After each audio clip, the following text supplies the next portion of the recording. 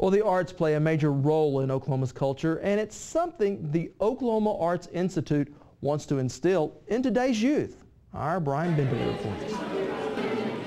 Youth from all parts of Oklahoma have the rare opportunity to be recognized for their talent and creativity, thanks to the Oklahoma Arts Institute and a statewide traveling art show.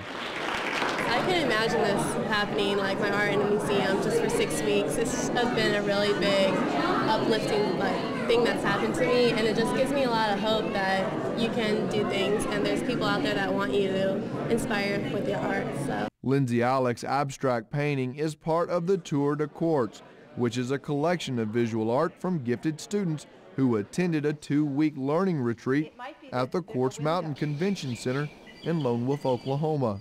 The last 4 days we gotta just paint and do whatever we want, and that's when a lot of these people created like that, the arts they have here now. And the exhibit is not just limited to paintings, but other visual masterpieces, such as movies and photos. Julie Bragg with her photo of a longhorn steer called T-Bone. I finally had the nerve to actually get up a little closer to him, and I got a picture of it just looking at me, and I thought it was a very cute picture to put in this exhibit. The event also recognizes those who have helped establish the program, like founder Mary Freitas. The Arts Institute is extremely important to students at this particular age group, 14 to 18. They're making career choices for their lives. Something current President Molly Boren says is important for the state to showcase. Trying to lure large companies to the state, without exception, there were 2 things they were interested in. First of all, what kind of public schools would be provided in the community to which they were being recruited. Second, what about the arts? What about the quality of life? Because for their employees, for their families, they wanted good educational opportunity for those children and exposure to the art. But it isn't just for the state's economic development. It also allows young Oklahomans an outlet for self-expression. Many of these children are from small towns.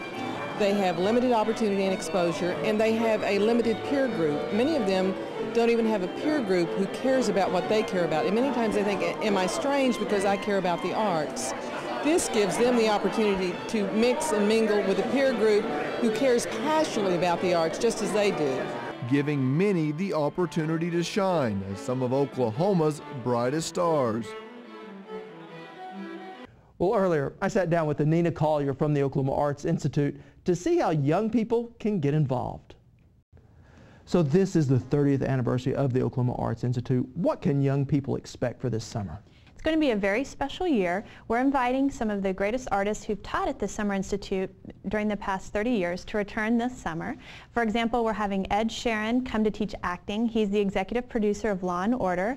And Giselle Bendour, a former New York City Philharmonic conductor, will come to conduct the orchestra. So how does a young person actually get involved in the program?